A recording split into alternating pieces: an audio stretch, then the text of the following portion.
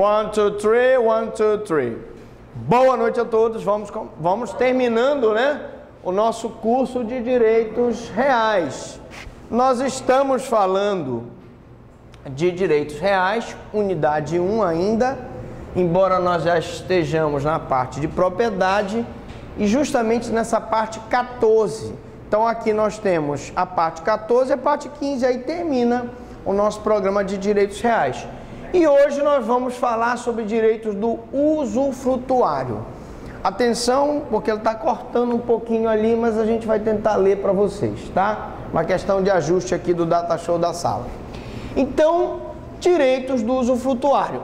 Nós falamos um pouco de usufruto e agora nós vamos entrar nos direitos do usufrutuário. Vamos começar com a posse, né? O usufrutuário tem o direito à posse, que é o poder de exercitá-lo diretamente sobre a coisa. Eu tenho a posse desse controle aqui, não é isso? Eu tenho a posse dessas roupas aqui. Se você é usufrutuário de uma coisa, você pode exercitar diretamente essa coisa. Havendo-a, logo ela está à sua disposição. Deve ser justa, direta e protegida. Justa, porque eu não posso ter uma posse injusta, nem clandestina, não é isso? Nem uma posse que foi conseguida através de violência ou grave ameaça. Você não pode colocar arma e subtrair a coisa da pessoa, que senão você está praticando o crime de roubo. A posse deve ser justa, direta, ou seja, eu estou diretamente exercendo esse meu direito sobre a posse, e protegida, porque ela tem que ser protegida justamente pelo ordenamento jurídico. Professor, qual é a função do nosso curso, pegadinha do Faustão aqui, qual é a função do nosso curso em relação a esses institutos? É que um dia tu pode ser contratado como advogado para quer ser contratado para resolver um problema de usufruto, um problema de uso capião, um problema de reintegração de posse, um problema de uma ação negatória, um problema de uma ação confessória, um problema de uma ação reivindicatória, e o curso tem como esse objetivo de indicar a vocês as soluções. Nós estamos falando aqui de direito, então deve ser justa, direta e protegida. Deve ser usada pessoalmente a coisa, né? Claro que a pessoa que é usufrutuário pode cedê-la a título oneroso ou gratuito, se conveniente. A título oneroso, através de um contrato de locação, de aluguel, e a título gratuito, um contrato de comodato em que você empresta aquela coisa sem nada cobrar da pessoa que tem a posse direta. Administrar a coisa sem ingerência. Então, nós vamos ter aqui a situação da administração da coisa sem ingerência. Lógico, você é o usufrutuário, então não vai ter ingerência de outra pessoa. Sua administração é direta, porque você tem a coisa, você administra diretamente, e a percepção dos frutos é feita por você. Daí a função do usufrutuário. Se você é usufrutuário de um imóvel e esse imóvel tem árvores frutíferas, você vai receber o fruto. Se você é usufrutuário de um imóvel que está alugado e lhe rende um aluguel, você vai receber esses frutos, que são o aluguel chamado fruto civil, tá? Podendo locar o imóvel, o usufrutuário ele pode locar o imóvel. Usufruto de títulos de crédito. É possível o usufruto de títulos de crédito? E aí nós temos aí nota promissória, né? O cheque, né? Letras de câmbio, etc. Títulos de crédito. É possível e é considerado um quase usufruto. É o usufruto de apólice da dívida pública. Então, eu não sei se vocês sabem como é que funciona a economia americana. Em linhas gerais, eu não sou economista e nem essa é uma aula de economia, mas entendam uma coisa excepcional que acontece. Vocês sabiam que os Estados Unidos, nós sabemos que os Estados Unidos é a maior economia do mundo, pelo menos no presente momento que eu falo. Não sei se a China vai ultrapassá-lo, acho que antes da minha morte talvez não ultrapasse.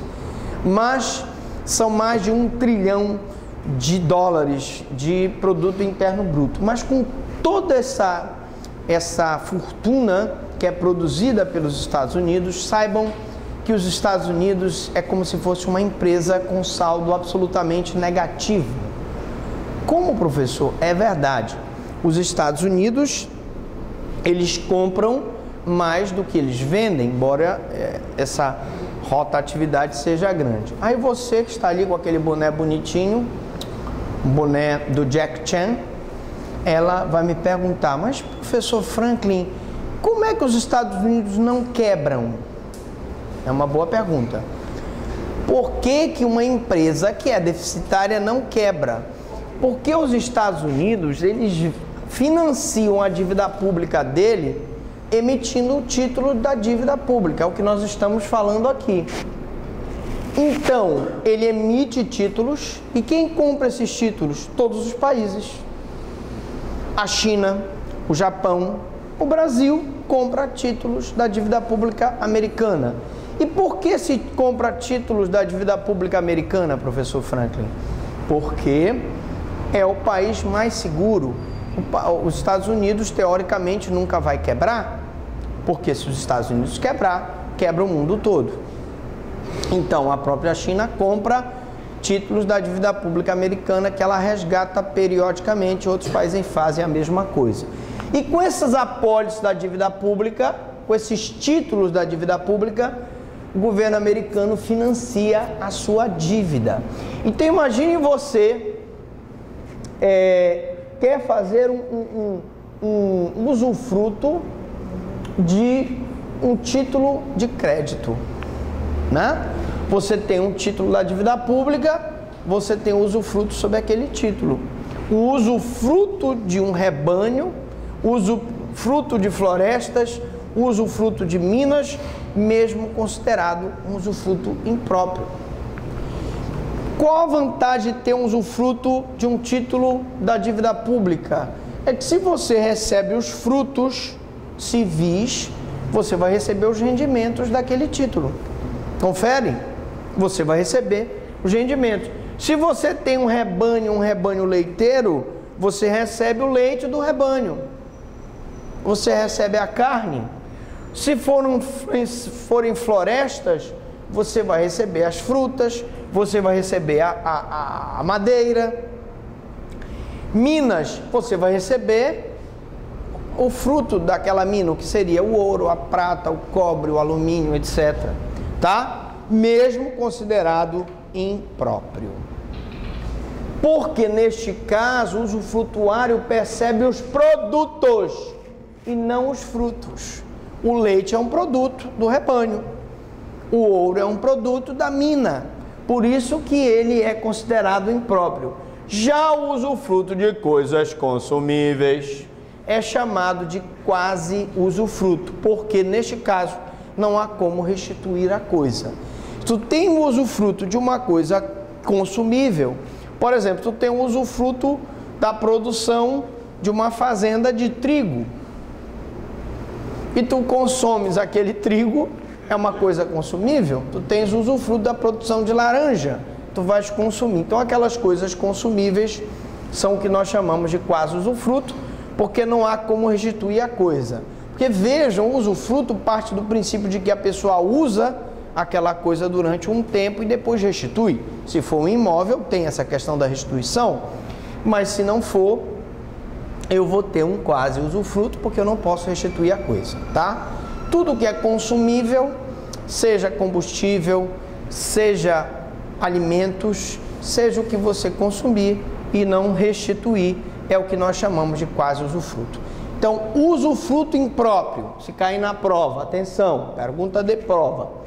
O usufruto impróprio é quando o usufrutuário percebe os produtos e não os frutos. O quase usufruto é quando o usufrutuário não restitui a coisa. Repetindo mais uma vez. O usufruto impróprio é quando o usufrutuário percebe os produtos e não os frutos. O quase usufruto é quando ele não tem como restituir a coisa. Extinção do usufruto. Pela morte do usufrutuário. Evidentemente que se a pessoa era usufrutuária e não tem como ele passar adiante para os seus herdeiros, né? Ele vai extinguir. Pela destruição da coisa. Eu tinha um imóvel, foi engolido por um terremoto, foi engolido por um maremoto. Aqueles imóveis que nós citamos na aula passada, que foram engolidos na Praia do Saco, lá em Sergipe, pela própria maré. Pela consolidação da propriedade. Aqui eu tenho uma situação em que a pessoa tinha um usufruto, e lógico, a propriedade não é dele, ele é usufrutuário. E aí eu tenho a retomada daquela propriedade que se chama consolidação da propriedade, que pode ser de diversas maneiras. Acabou o contrato de usufruto, né? Nós vimos na aula passada. Quanto é que dura o contrato que eu falei na aula passada? Alguém se lembra? 100 anos. E aí, lógico, né? Tem gente que vive 100 anos. Tem uma velhinha de lá de Breves que vai fazer agora sábado, dia 6 de junho, vai fazer 100 anos. Ela está lá, usufrutuária. Completando os 100 anos, ela vai haver a consolidação da propriedade. Pela prescrição extintiva e pelo não uso. Uma das exigências do usufruto é que a pessoa use aquele objeto. Bom, agora vamos falar do uso. O uso, gente, é uma espécie de usufruto de abrangência restrita. Não é passível de cessão e é limitado às necessidades do usuário e sua família. Quando você entrega um livro para uma pessoa, você dá autorização de uso para ela. Ela pode alugar o teu livro? Não.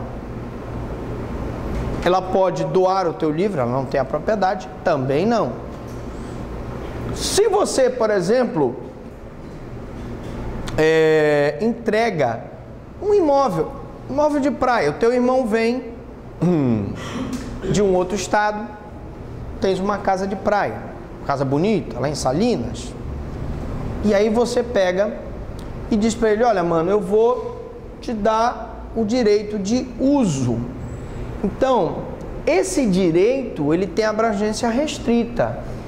Ele não é passível de cessão. Teu irmão não pode chegar lá na tua casa em Salinas e ceder a casa para outra pessoa. Ele pode fazer isso? Não. Por quê? Porque é limitada às necessidades do usuário e de sua família.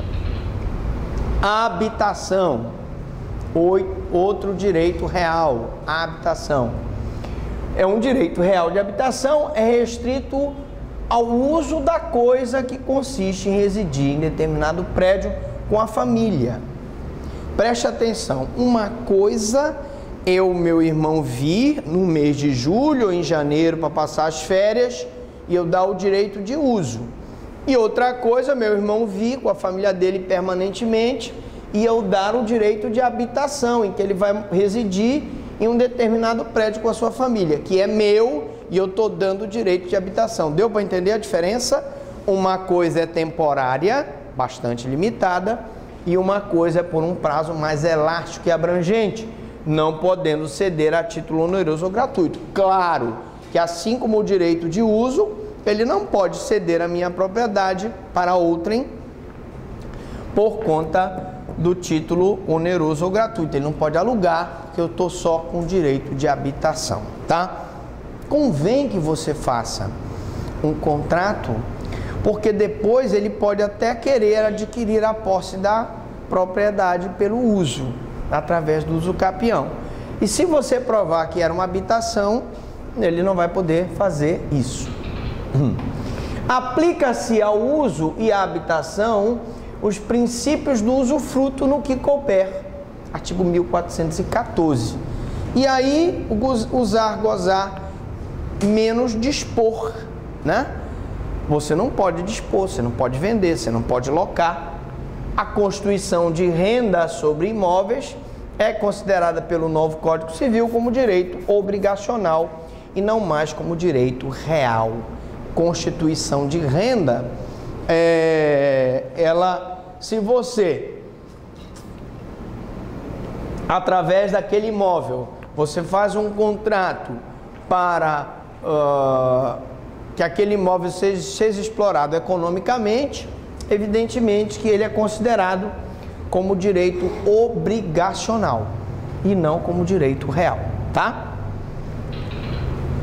Direitos reais de garantia: penhor, hipoteca e anticrese. Muito conhecido, todos sabem um pouco disso, nós já falamos um pouco disso no início desse nosso curso de civil e agora nós vamos abranger um pouco mais o penhor, a hipoteca e anticrese.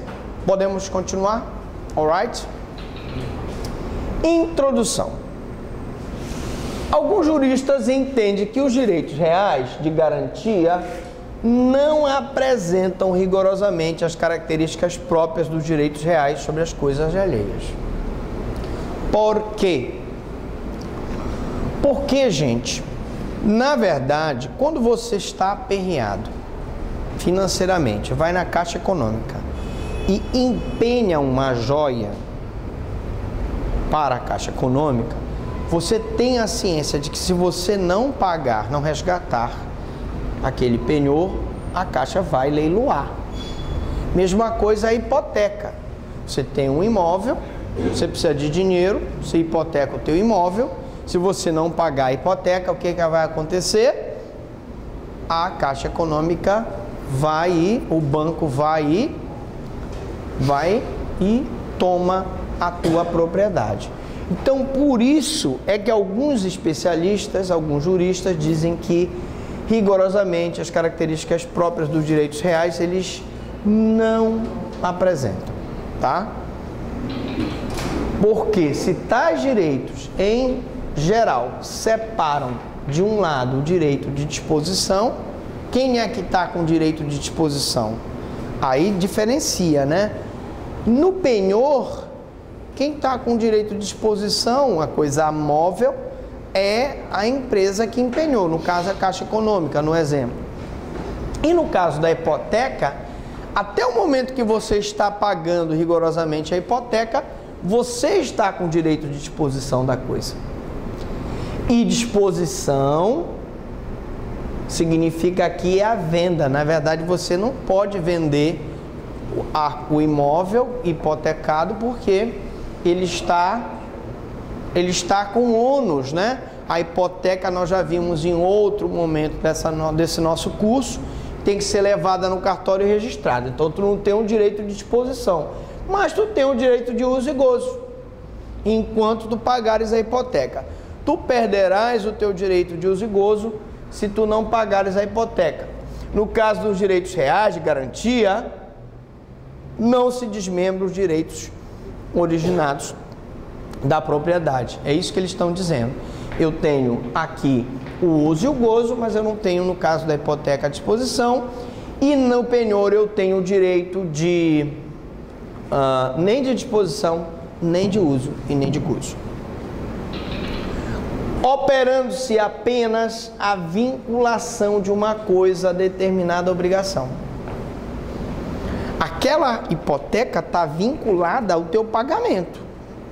Se tu pagares direitinho, não tem problema, tu nunca perderás o teu imóvel. O penhor, mesma coisa, você empenhou aquele bem móvel, enquanto tu pagares, está tranquilo, tá? São eles, penhor, hipoteca e anticrese. Vamos então falar um pouco deles, né? O direito de garantia é como o direito real, um direito de segunda zona. A coisa é vinculada a uma obrigação que garante uma relação creditória. Qual é a obrigação que eu estou falando aqui? Tanto do penhor quanto da hipoteca, o cara vai lá e paga. Se ele não pagar, ele vai perder o bem imóvel no penhor e vai perder o bem imóvel na hipoteca, que garante uma relação creditória. Tu só empenhastes, tu só hipotecaste aquele imóvel porque tu precisava de dinheiro para uma determinada coisa. Então existe uma relação de crédito entre a entidade que te financiou e que está com o teu bem penhorado ou hipotecado e você, que é o devedor. Características, vamos lá. Primeira, então, na prova, cite algumas características do penhor, da hipoteca e da anticrédito. A primeira é a acessoriedade, de vez que a coisa dada em garantia só será pelo credor para a satisfação de seu direito pessoal. É ele que vai na entidade, livre e espontânea vontade, dar aquela coisa em garantia para a satisfação de um direito. Ele precisa a entidade precisa de uma garantia. A garantia é aquele bem, móvel no penhor e imóvel na hipoteca. A regra geral é a de que todo o patrimônio do devedor responde por suas dívidas, pelo que não há nenhum bem particularmente afetado à garantia de determinada dívida. Então, a regra geral é de que quando uma pessoa deve, eu posso mover uma ação de execução e penhorar tanto os bens quanto bastem para o pagamento daquela dívida. Contudo, aquela pessoa pode ter um problema sério de quê? Liquidez. Eu posso ter bens que estão penhorados, bens que estão arrestados, bens que estão sequestrados, bens que são indisponíveis, bens que estão gravados com ônus, e aí a entidade prefere ter aquele bem certo, objeto de um penhor, objeto de uma hipoteca, justamente pela dificuldade que há do devedor responder por suas dívidas. Por isso que se criou o penhor e a hipoteca. Todos os bens do devedor podem ser objeto de penhora, exceto os bens impenhoráveis, né? Para tanto, todos os credores do devedor comum concorrem em regra em situação de igualdade pela aplicação da chamada lei do concurso de credores. Quem tem prioridade na execução para receber? Nós já vimos, né? O credor trabalhista tem preferência, a fazenda pública quando executa créditos fiscais, etc. Na maioria das vezes, o que nós temos é um concurso de credores, em que todos concorrem em regra igualmente para o recebimento daquele crédito. E se o cara deve Deus e o mundo, fica muito difícil você cobrar aquela dívida. No caso do concurso de credores sem garantia real, haverá proporcionalidade entre os seus respectivos créditos. Cada um vai receber na medida do seu crédito. Eu tenho direito a receber R$1.000, eu vou receber 1.000. Você tem direito a receber 2.000, você vai receber 2.000. Aquele ali, 3.000 e assim sucessivamente. O titular de garantia real terá preferência quanto ao produto da alienação. Então, ali, quem tem a garantia real sempre vincula aquele bem. É mais fácil você ter um penhor, você lança a mão e coloca, penhora aquele bem. É mais fácil você lançar a mão, vender um imóvel num leilão da Caixa Econômica, do que você concorrer com outros credores proporcionalmente para receber o seu crédito. Assim, alienando o bem penhorado, pagar-se-á primeiro com o produto da venda o crédito garantido. Então, vendeu aquele imóvel que era hipotecado, paga primeiro a hipoteca, que era da Caixa Econômica Federal. Depois eu vou, então, pagar os demais credores.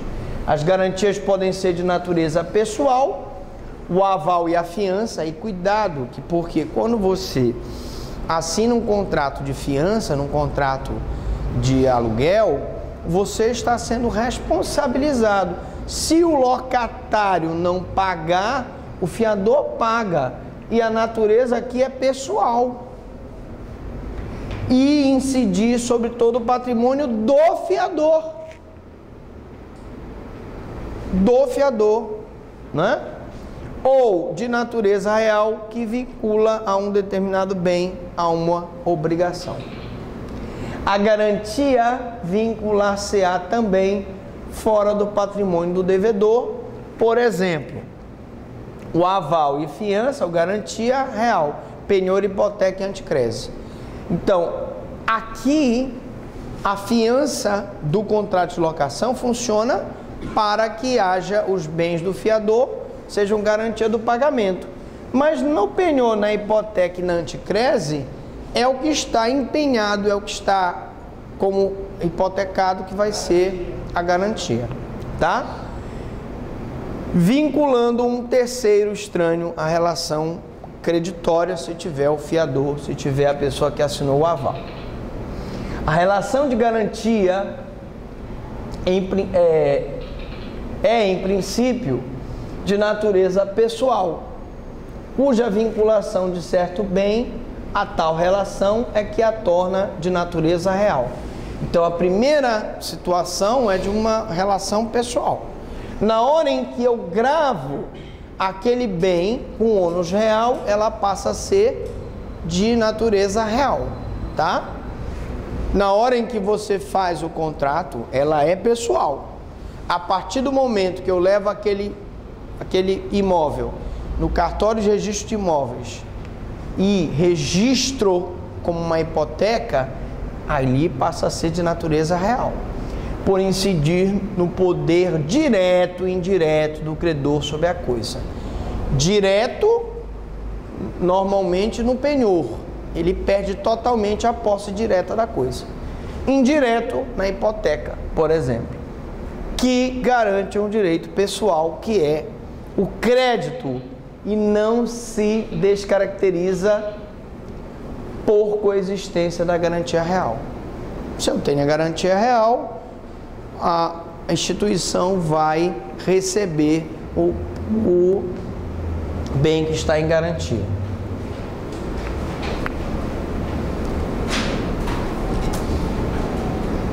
Essa parte é um pouquinho repetitiva, porque na verdade a gente está dando os conceitos introdutórios para propriamente entrar na hipoteca, no penhor e na anticrese. Então, um mútuo existe sem garantia real. O que é o contrato de mútuo?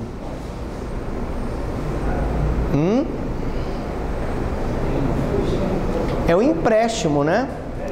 É um empréstimo. Mútuo é um empréstimo, tá?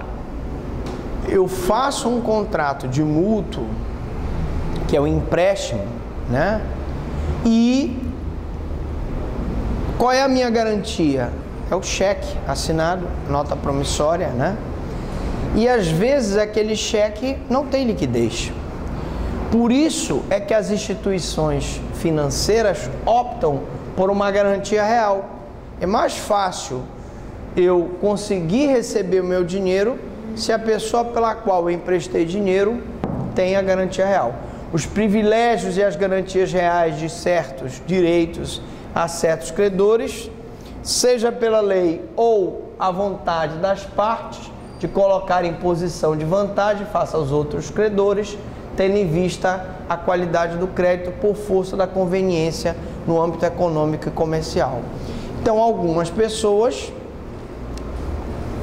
têm que recorrer ao crédito. Então, a pessoa que sabe trabalhar bem, ela consegue fazer render o dinheiro. Vou dar o exemplo do prédio Manuel Pinto da Silva. Quando o Manuel Pinto da Silva, que era um português, resolveu fazer o Manuel Pinto da Silva, que é o prédio Manuel Pinto da Silva, que foi outrora o prédio mais alto de Belém, ele não tinha dinheiro para fazer o prédio. Ele não tinha dinheiro para fazer o prédio. Mas ele sabia que se ele conseguisse um financiamento com um banco, ele faria um prédio, pediria, vamos supor, R$1 milhão para fazer o prédio e lucraria 5 vezes mais. porque é o que acontece com as nossas construtoras. As nossas construtoras, na verdade, a maioria delas, salvo as que têm capital próprio, elas pegam um prédio, um terreno, que pode ser um terreno valorizado, se for no centro da cidade, ou não tão valorizado, se for na periferia, e elas conseguem, num primeiro momento, um financiamento para construir aquele prédio.